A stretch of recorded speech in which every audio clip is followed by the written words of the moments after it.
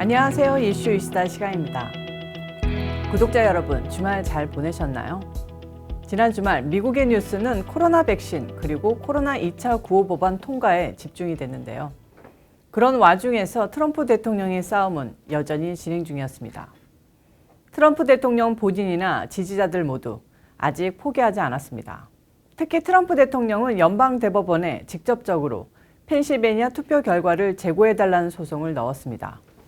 지난번 소송에서 연방대법원은 원고 자격 조건에 시비를 걸었으나 이번 소송은 트럼프 대통령이 첫 번째 원고로 나섰기 때문에 어떤 식으로든 결론을 내릴 수밖에 없습니다.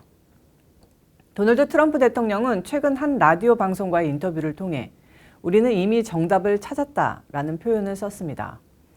우리는 이미 정답을 찾았고 이제 정치인들의 도움을 약간만 받으면 끝난다라고 말하며 1월 6일 연방의회에서 경합주의 대통령 선거인단 인준을 무력화시키고 하원의회에서 대통령을 선출하는 절차를 거치면 된다는 것입니다.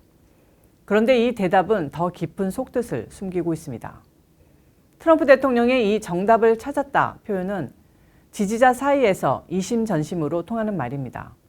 단순한 수다적인 표현이 아닌 것입니다. 트럼프 대통령은 이들을 향해 우리가 아는 정답은 열심히 일할 의지가 충만한 보통의 국민들이 생계와 미래를 걱정하지 않아도 되는 미국을 다시 만드는 것이고 그러기 위해서는 공화당이든 민주당이든 부패하고 무능한 정치 집단과 관료 집단을 청소하고 우리의 뜻을 관철시킬 수 있는 정치인을 뽑아야 한다는 사실도 정답으로 알고 있다고 밝혔습니다. 트럼프 진영에서는 지금 이 순간도 국민들이 이미 알고 있는 정답이 진짜 답이라고 알리기 위해 오늘도 달리고 있습니다. 재선 승리를 위한 3가지 전략이 보조를 맞추고 진행이 되고 있는데요. 이 역시 지지자들이 알고 있는 그 정답을 향해 나아가고 있습니다. 텍사스주의 연방대법원 소송이 원고 자격을 문제 삼아 각하했던 점을 거울 삼아 이번에는 트럼프 대통령이 직접 원고로 나서 연방대법원에 소송을 제기했습니다.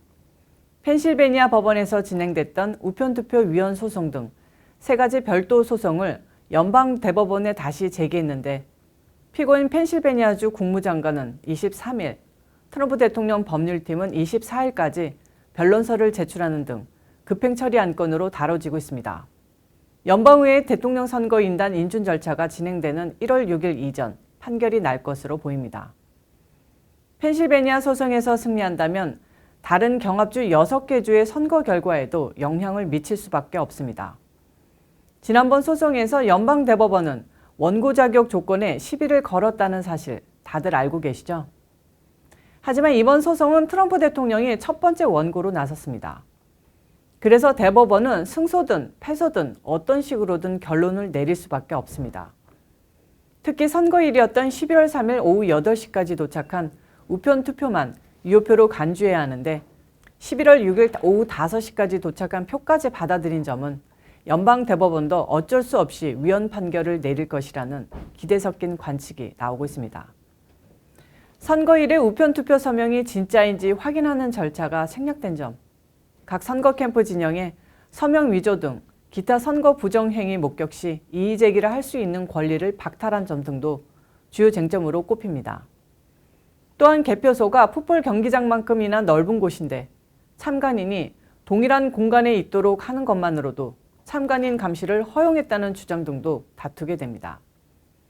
유권자가 우편투표의 투표일과 적법한 주소를 적고 서명 날인을 하는 것은 너무도 당연한 법적 절차인데 이것도 모두 무시된 점 등도 소장에 올라 있습니다.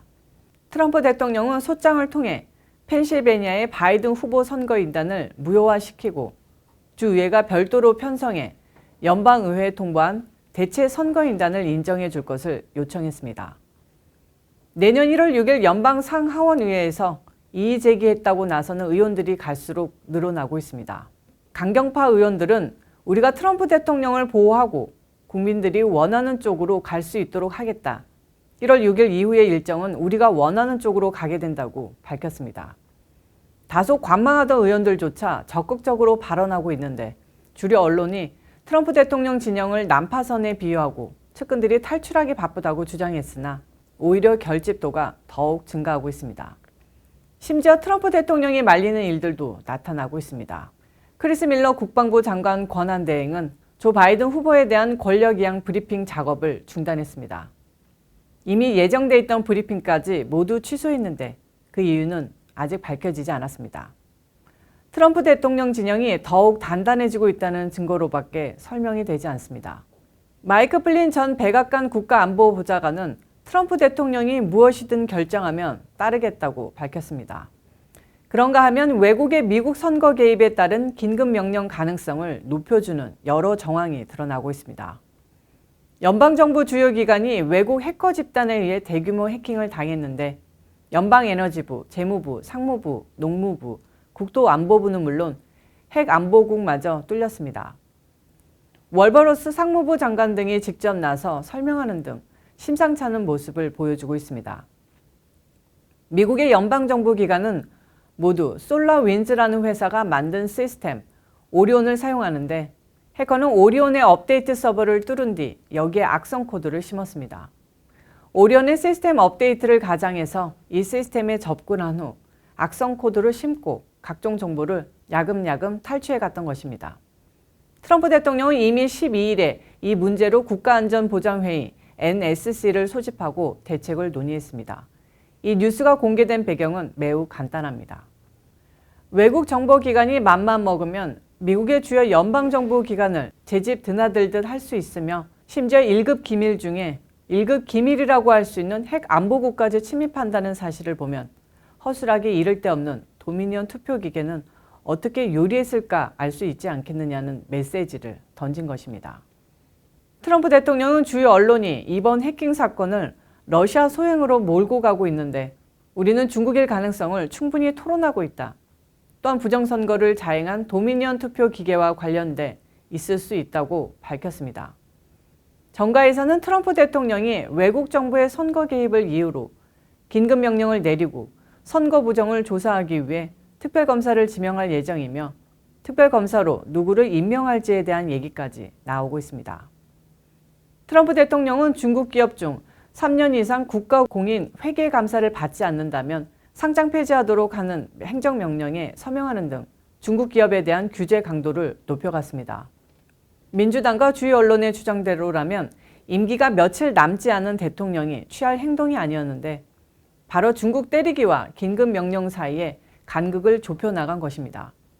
앞서 말한 트럼프 대통령의 정답을 가장 잘 알고 있는 미국 계층은 지금 어떤 생각을 갖고 있는 걸까요? 이들은 트럼프 대통령이 낙선하고 바이든이 당선되는 것을 재앙으로 받아들입니다.